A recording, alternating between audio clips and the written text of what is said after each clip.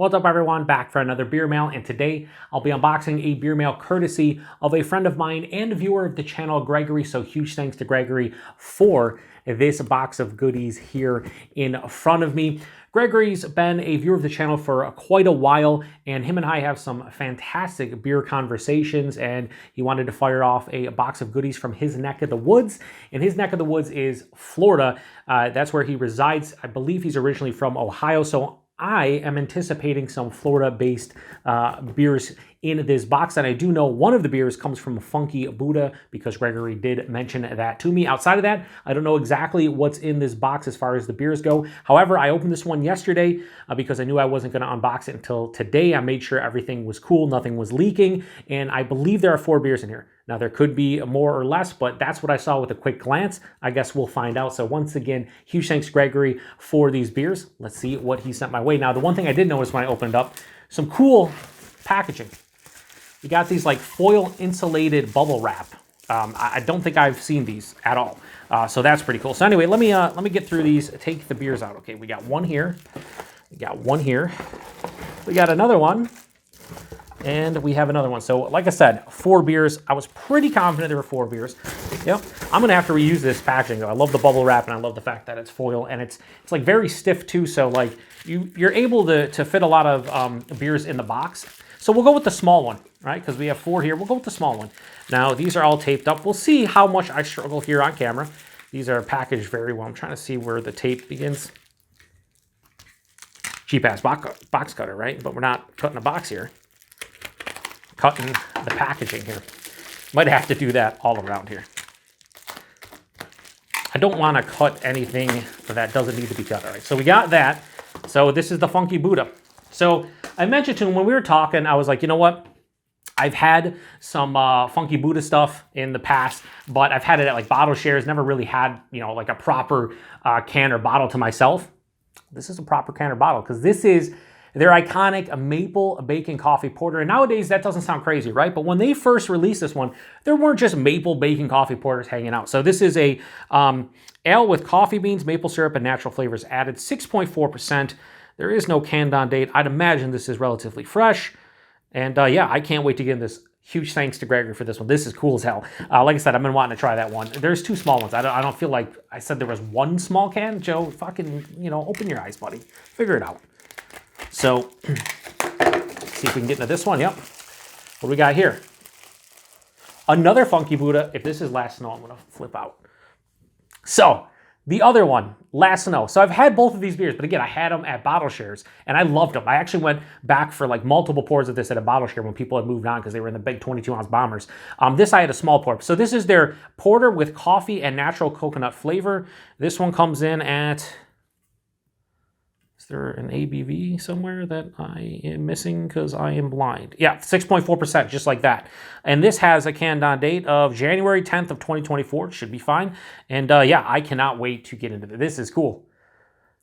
Now, I think it was in the past 6 months or so, maybe it was in the past year, the original owners of Funky Buddha have now, they repurchased the brewery and they own it again, which I think is cool because, you know, they were one of the first breweries kind of doing these crazy adjuncted beers. Like I remember hearing about both of these beers, you know, going back 10 years ago, and people were going nuts about them. And now, you know, everybody does crazy adjunct beers, but I want to kind of try those out. You know, again, I've had them before, but I want to kind of try them out as far as like a sit down in a beer review setting, right? Okay, because I don't want to rip these because I kind of want to save these and use them as my own cocoons here, but I don't also want to fuck anything up here. All right. We should be fine. We should be fine. We get it? We get it? Or does it suck? It's stuck. Okay. Well, the label is messed up, Gregory, because it's stuck to the tape in the bubble wrap. That sucks, because this label is fantastic. I don't even know who this is from, and it's fantastic. Who is this? Angry... Oh, okay. So this is... Oh, look at that dent in that can. When I pour that, it's going to be terrible. Anyway, so this is from Angry Chair Brewing. Awesome label that, you know, the bubble wrap messed up. I should have probably been... I don't know, it was stuck to the tape. Anyway, this is their Imperial German Chocolate Cupcake Stout. Coconut, cacao, vanilla beans, and lactose. Keep cold, drink fresh. Does it say the ABV?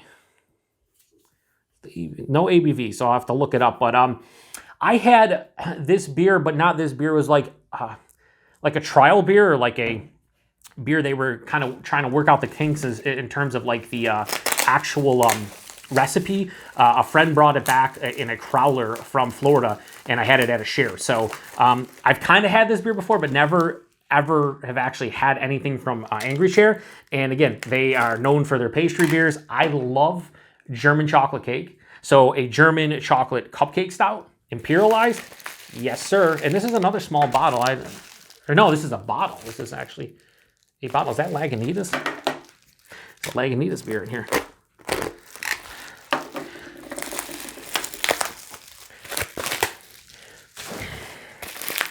You know, I always say this when I struggle on camera, but I think this is the best part of watching people opening up beer mails is like how much. Okay, so he sent me. So I'm glad I didn't pick this up because unless this is like an aged bottle.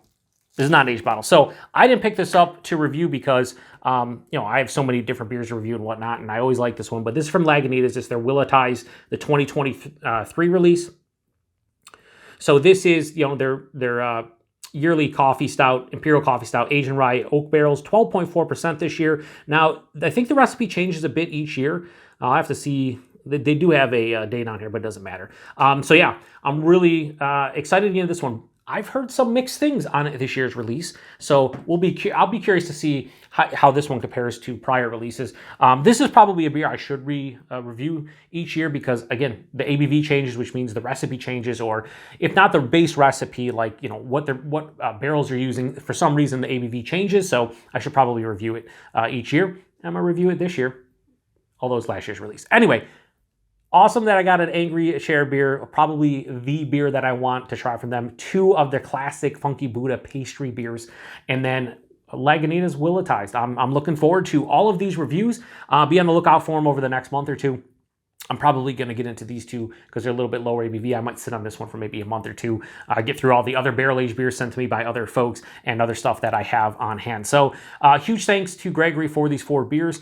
I can't wait to get into them. I'm looking forward to all of them, but I'd be lying if I said the Funky Buddha and the Angry Chair don't take precedence over the Lagunitas, even though I appreciate him sending one because I didn't grab one.